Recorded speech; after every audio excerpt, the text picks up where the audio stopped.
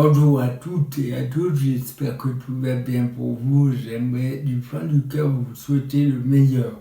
Je suis très heureux d'embarquer dans cette belle aventure, explorer en quelques capsules des grands thèmes de la philosophie pour essayer de traverser au mieux cette crise qui nous est tombée sur la gueule. D'abord, peut-être réhabiliter le nous plutôt que le je. S'il y a un enseignement à tirer de cette crise, c'est d'abord qu'on est tous embarqués sur le même bateau et que c'est ensemble qu'on va s'en sortir. Ça paraît tout con, mais c'est la loi de l'interdépendance qu'on trouve chez les bouddhistes. Et d'ailleurs, c'est la réalité de la vie. Il aura suffi que sur un marché chinois, une personne entre en contact avec un virus et tac,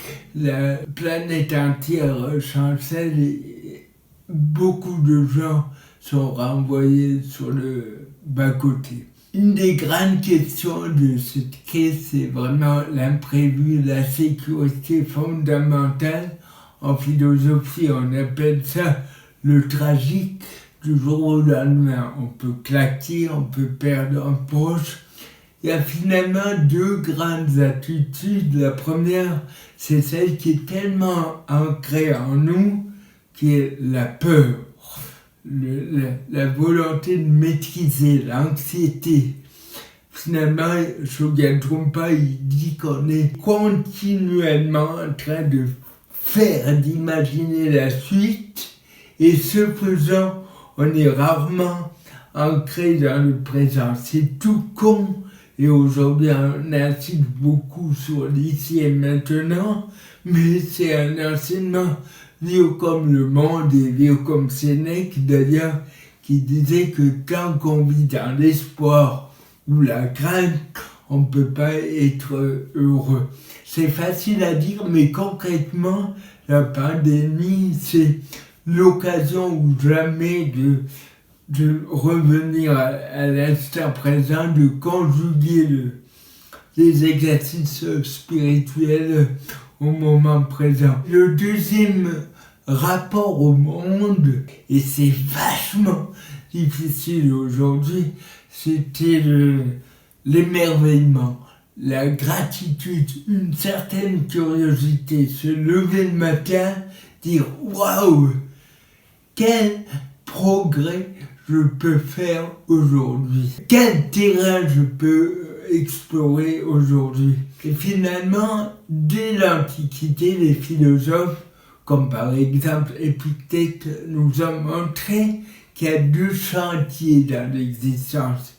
Ce qui ne dépend pas de nous, c'est-à-dire le tragique finalement, et ce qui dépend de nous, le progrès intérieur, la façon d'envisager les autres et soi-même et le monde.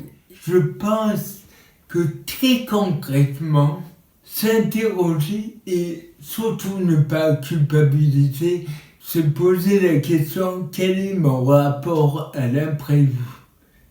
Comment j'essaye de bricoler face à l'insécurité?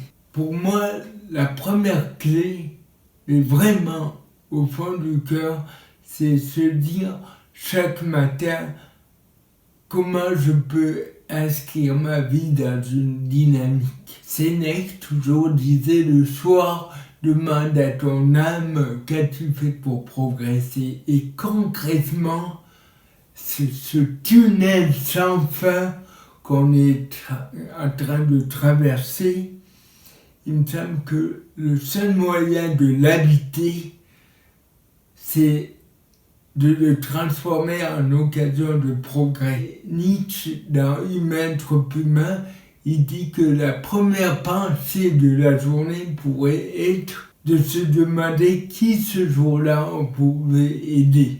Pascal, il disait que tout le malheur des hommes vient qu'on n'arrive pas à rester seul dans une chambre.